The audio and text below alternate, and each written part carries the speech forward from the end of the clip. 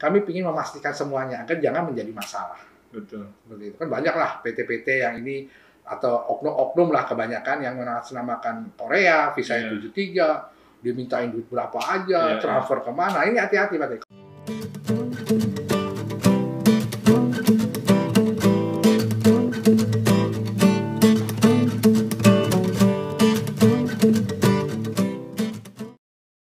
Jumpa lagi dengan saya, Advokat Indonesia di Korea, dan kali ini masih perbincangan seputar visa E73 welder di sektor industri shipbuilding di Korea. Nah, dalam kesempatan kali ini saya kedatangan tamu istimewa yang ganteng. Siap. Pak Tegap, ya, khusus datang ke Korea mengantarkan first batch, ya, rombongan pertama visa E73 welder ke Samsung, ke Hyundai Heavy Industry. Nah, oleh karena itu pasti ada hal-hal yang menarik yang bisa kita dengar dari pengalaman beliau, bagaimana proses merekrut, ya, dari awal hingga sampai mengantarkan sejumlah pekerja migran yang sampai ke Korea minggu lalu, ya. Betul. Hari Jumat yang lalu gitu, Pak. Selamat petang Pak Tegap, gimana? Selamat petang. Akhirnya sampai ke Korea juga, sampai ke Korea juga ini. Jadi memang perintah dari Hyundai, memang kami ingin datangnya memastikan perlindungan pekerja migran di Korea ini kami pastikan clear and clear, khususnya bagi fasilitas-fasilitas yang diberikan oleh Hyundai Heavy Industry, khususnya mesnya, tempatnya, semua kami pastikan itu clear.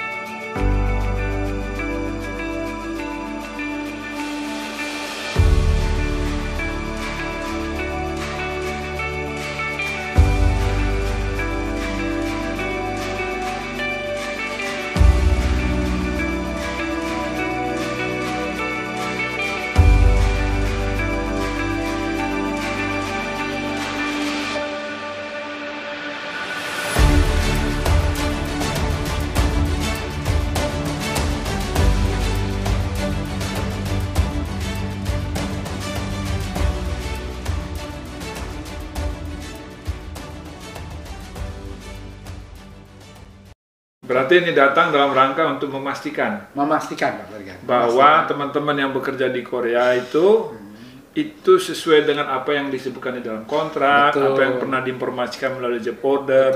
Jadi bukan hanya sekedar melihat di dokumen, ya. Jadi Pak Tegap sendiri datang dalam rangka memastikan bahwa pekerja migran yang direkrut itu berada di tempat kerja yang layak, sesuai dengan apa yang dijanjikan oleh mitra yang ada di sini. Betul. Ya. Oke, kalau gitu Pak Tegap gimana ini prosesnya sendiri untuk mulai dari tahu informasi sampai merekrut, mengirim ke sini itu berapa lama, Pak? Mungkin lebih dari 1 tahun. Lebih dari 1 tahun. Satu tahun, karena memang kami koordinasi terus. Memang awal terakhir tesnya itu kan awal November 2022. Iya. November 2022. Tapi informasinya jauh sebelum berproses. Sebelum berproses itu Pak Tarigan. Wah, panjang cerita kita bagaimana link and match kan antara kebutuhan Hyundai Heavy Industry dengan persyaratan yang ada di Indonesia, seperti regulasi yang ada di sana. Jadi memang benar-benar saling berkoordinasi itu butuh waktu hampir setahun, dan alhamdulillah Jumat kemarin kami berangkatkan 10 orang. Dan kami pastikan 10 orang ini insya Allah dalam keadaan baik-baik dan bekerja dengan baik-baik di Heavy Industry. Nah, setelah 10 orang ini sudah berhenti atau ada lagi? Terus bertahap.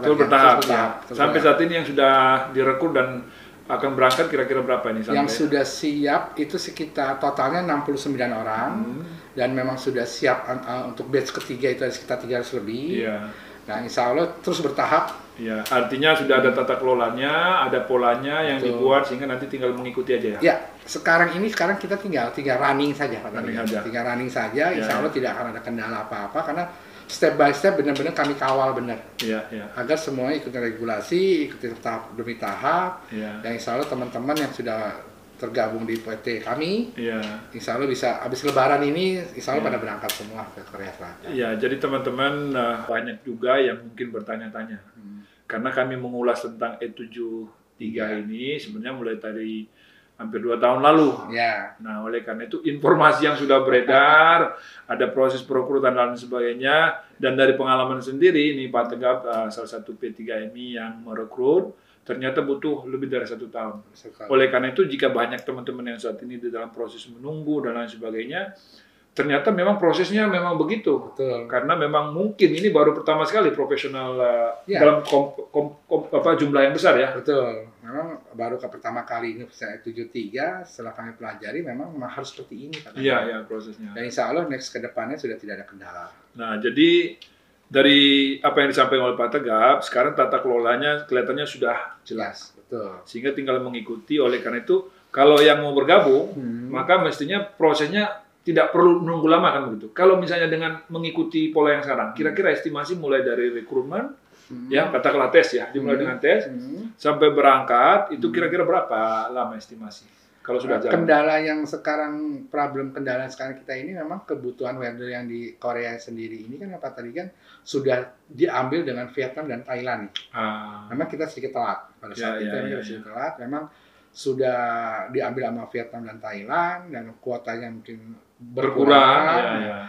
Hal ini yang kami mau pastikan. Terakhir ini yang kami pastikan bahwa sebenarnya berapa lagi sih butuhnya Hyundai Heavy Industry ini? Iya. Ini penting sekali Pak, karena posisinya saya melihat memang ini harus kita pastikan. Kemarin kami juga berkunjung ke KBRI, Seoul untuk memastikan, dan kami kemarin meeting juga dengan HNH, meeting juga dengan Hyundai, ingin memastikan berapa sih next-nya ini, kebutuhannya berapa, agar teman-teman nanti yang daftar ke kami ini benar-benar bisa berangkat ke Korea, jangan sampai nanti direkrut terus, tapi jobnya udah nggak ada. Itu yang harus pastikan. Mungkin seminggu ini kami dapat kabar dari partner kami di Korea bahwa berapa sih kebutuhan yang sesungguhnya yang masih bisa diserap oleh Hyundai Heavy Industry. Betul. Tetapi bukan hanya Hyundai Heavy Industry, kan ada juga Samsung, ada Daewoo, ada yang lain-lain juga ya. Betul. Nah, mungkin itu juga harus diagregat, harus dipahami. Tapi poin yang disampaikan Pak Tegap saya kira penting khusus untuk teman-teman yang ingin bekerja ke Korea untuk visa welder ini. Kenapa? Karena dari tahun yang lalu itu kan sudah berdengung terus. Nah, sementara dalam proses ini kan pasti yang namanya peluang kerja itu kan mungkin sudah terisi. Iya kan? Betul. Tadi sudah disampaikan jumlahnya sebagian sudah terisi. Dan sayangnya sebagian malah sudah diisi dari Thailand dan Vietnam, sehingga menjadi jumlah kuota terbatas ya. Nah, oleh karena itu ini penting sekali teman-teman memastikan ya bahwa jumlah kuota itu ada batasnya. Kebutuhan di Korea itu ada batasnya. Jadi bukan terus terbuka. Nah, dengan demikian harus dipastikan bahwa yang punya job ini benar-benar memastikan ada kuotanya. Jangan sudah direkrut, ada uang masuk biasa begitu. Betul. Nah, ini yang kebanyakan. Ini kebanyakan oknum-oknum Pak Tarigan memanfaatkan momen ini. Mereka melakukan dengan cara-cara macam-macam, gitu kan, menjanjikan ke teman-teman untuk kerja di welder ini. Ada yang bilang ada tes di sini lah, ada yang inilah macam-macam lah dengan cara mereka. Di sini saya berharap teman-teman harus berhati-hati sekali untuk memilih PT-PT yang memberangkatkan. Bukan hanya PT saya, PT kami juga. Teman-teman harus berhati-hati juga karena kami ingin memastikan semuanya agar jangan menjadi masalah. Betul. Seperti itu kan banyak lah PT-PT yang ini atau oknum-oknum lah kebanyakan yang mengatasnamakan Korea, visa 73, dimintain duit berapa aja, transfer kemana. Ini hati-hati Pak. Kalau kami, PT kami selalu kalau memang ada pembayaran itu selalu ke rekening PT. Tidak pernah ke rekening pribadi. Nah ini pastikan Pak. Karena biasanya si oknum-oknum ini memakai rekening pribadi untuk mengumpulkan uang-uang yang mereka tipu nih kalau saya bilang gitu. Itu lari gitu. Ditanya kabur-kaburan kan gitu. Saya berharap kalau pernah ada pembayaran itu langsung ke rekening perusahaan. Jadi bisa dipastikan siapa yang menjawab. Ke rekening perusahaan, mereka dia punya SIP, mereka sudah pasti punya job order yang ada kuotanya. Jangan sampai job order itu nggak ada kuotanya. Ini kan jadi masalah nantinya. Saya kira ini penting sekali. Nah, teman-teman bahwa channel Advokat Indonesia di Korea ini adalah memang kami berusaha memberikan informasi untuk menjadi perhatian bagi teman-teman karena banyak sekali informasi yang beredar. Nah, kebetulan hari ini ada Pak Tegap berada di sini. Nah, saya ingin tahu tuh Pak Tegap sendiri gimana? Ada kumpul uang dulu sebelum berangkat atau gimana? Kalau kami memang memastikan dulu, pertama memang kami memastikan kalau setelah kami rekrut teman-teman sudah mempunyai ID siap kerja, kami akan wawancara. Kalau dokumen sudah lengkap, kami minta mereka untuk medical check up dulu. Pastikan mereka itu sehat dulu ya, sesuai standar yang diminta Korea. Ya. Setelah itu saya pastikan ke mereka itu benar-benar mereka bisa lulus tes. Nah, pada saat mau proses tesnya barulah kita akan ada biaya yang kita pungut. Itu bertahap atau bertahap ya? Sesuai dengan kebutuhan. Sesuai dengan kebutuhan. Contohnya kayak misalnya ada tes Kosipa, kan kalau sekarang lagi ramai itu tes Kosipa di mana-mana. Ini kan kita juga, sedangkan tes Kosipa itu ada prosesnya Pak Tarigan, nggak ujuk-ujuk langsung tes itu enggak. Gitu. Mereka harus medical check up dulu, lalu kami daftarkan ke partner kami di Korea, partner kami di Korea mencarikan penggunanya atau majikannya, udah dipastikan baru daftar ke Kosipa, baru Kosipa datang ke Indonesia untuk melakukan tes. Jadi kalau tesnya Kosipa udah pasti ada majikannya. Jangan sampai tes Kosipa nggak ada majikan, ini masalah lagi. Ini masalah lagi. Ini bodong berarti. Bodong. Gitu. Nah, ini yang kami pastikan agar semua. Yang paling parah nih Kosipanya juga bodong. Kosipanya bawa, akhirnya susah lagi kita. Mudah-mudahan nggak terjadi. Ini kami juga sedang komunikasi dengan pemerintah Indonesia, khususnya Kemenaker dan BP2MI, agar tes Kosipa ini benar-benar dikoordinir Pak Tarigan. Jangan sampai tes Kosipa ini liar gitu kan. Akhirnya dimanfaatkan oleh oknum. Agar tes Kosipa ini benar-benar diketahui oleh negara. Minimal itu yang melaksanakan ini kan kalau di negara kita kan namanya BNSP. Artinya pada saat tes Kosipa itu dilaksanakan harus ada rekomendasi dari BNSP. Agar pelaksanaan Kosipa itu clear, benar adanya. Tidak partai kami bilang bodong, ini kacau. Insya Allah habis pulang dari Korea, saya akan menghadap kepala BNSP untuk hal ini difasilitasi oleh beliau agar setiap tes Kosipa yang ada jadi bisa disinkronkan antara tes sertifikasi kompetensi dan juga tes clean ya. Jadi satu kali action dapat dua. Yang penting memastikan ada penggunanya, ada majikannya Pak. Jangan sampai udah tes Kosipa lulus nggak ada majikannya. Ini kan jadi sulit, kasihan teman-teman gitu. Ini yang saya lagi mau diskusikan dengan kepala BNSP, dengan kepala BP2MI, dengan Ibu Menaker untuk yuk kita clearkan masalah tesnya nih agar tidak menjadi liar, bola liar yang akhirnya dimanfaatkan oleh oknum-oknum untuk tahu sendiri Pak tadi kan banyak ditipu teman-teman ini. Sayang sekali memang kesempatan kerja ke Korea atau ke negara manapun selalu menarik ya, atraktif. Sangat menarik. Apalagi Korea gitu. Bukan cuma gajinya tapi bisa juga melihat K-pop-nya ya. Itu dia. Saya aja sebenarnya nggak mau pulang gitu kan. Tapi kan ada tugas saya harus kembali ke Jakarta. Betul. Nah, jadi teman-teman, oleh karena sedemikian kuat daya tarik, maka ada kecenderungan kita menjadi kurang hati-hati. Betul. Ya kan begitu. Sehingga di dalam banyak proses ada juga orang-orang yang memanfaatkan dan sering kali kita mendengar ada banyak korban ketika mereka ingin mencari pekerjaan. Nah, padahal mereka sendiri bukanlah orang yang berkelebihan, tetapi dengan harapan mengubah kehidupan, tetapi justru terpuruk di dalam jebakan hal itu. Nah, oleh karena itu, kami sendiri Advokat Indonesia di Korea, salah satu dari misi kami adalah bagaimana menolong memberi informasi supaya teman-teman pekerja migran yang mau mencari pekerjaan di luar negeri berhati-hati. Tadi saya kembali ke poin yang disebutkan. Sebenarnya metodenya itu bisa gampang ya untuk memastikan apakah itu benar atau tidak. Pertama, tadi Pak Tegap menyatakan bahwa yang merekrutnya itu harus P3MI ya. Betul. Bukan orang per orang ya. Bukan di luar P3MI. Bukan bahasanya bukan merekrut Pak Tegap, lagi menempatkan. Kalau merekrut itu bisa LPK. LPK itu merekrut untuk melatih. Itu boleh. Jadi menempatkan ya. Kami kerjasama dengan LPK Kampus Cikarang. Kampus Welder Cikarang. Kami kerjasama dengan Kampus Welder Cikarang. Mereka merekrut untuk melatih. Itu boleh. Gitu. Sebatas melatih. Sebatas melatih. CPMI bayar ke Kampus Cikarang, silakan, itu urusan CPMI. Untuk mereka benar-benar kompeten. Silakan. Dia merekrut untuk dilatih agar mereka itu siap untuk melakukan tes Kosipa dan LSP BNSP tersebut. Nah, posisinya kami ini adalah menempatkan. Setelah mereka dipastikan kompeten, mereka tes, lulus, baru kami melakukan proses penempatan. Seperti itu. Berarti ini penting juga. Yang merekrut kan harus dipastikan dia ada yang bisa menempatkan, Pak. Oh iya. Makanya, jangan-jangan nanti dia merekrut saja, tapi yang menempatkan aja tidak punya kapasitas. Kalau kami dengan Kampung Welder Cikarang, memang kami ada PKS-nya. Oke, berarti ada perjanjian kerjasamanya, dan itu memang dipersyaratkan oleh KBRI dan BP2MI dan Kemenaker. Bahwa PT yang menempatkan itu harus wajib punya kerjasama untuk RPK-nya. Nah, kami dengan Kampung Welder Cikarang sekarang. Jadi kalau teman-teman mau ikut ini pelatihan ya silakan. Tapi itu pelatihan, tidak memastikan mereka teman-teman bisa berangkat. Nanti yang bisa berangkat nanti setelah dia tes. Setelah tes ya. Tes antara Kosipa dengan RSP yang kami kerjasama, memastikan mereka lulus. Setelah lulus baru mereka proses seperti biasa, meluluskan CCV, CCVI, kemudian diajukan visanya di Indonesia, dia melakukan OPP, baru diberangkatkan. Oke. Jadi teman-teman, itu penting sekali memastikan kalaupun ada yang merekrut, pastikan yang merekrut ini bisa atau mempunyai kerjasama dengan P3MI yang menempatkan. Yang menempatkan itu ditandai dengan mereka ada SIP.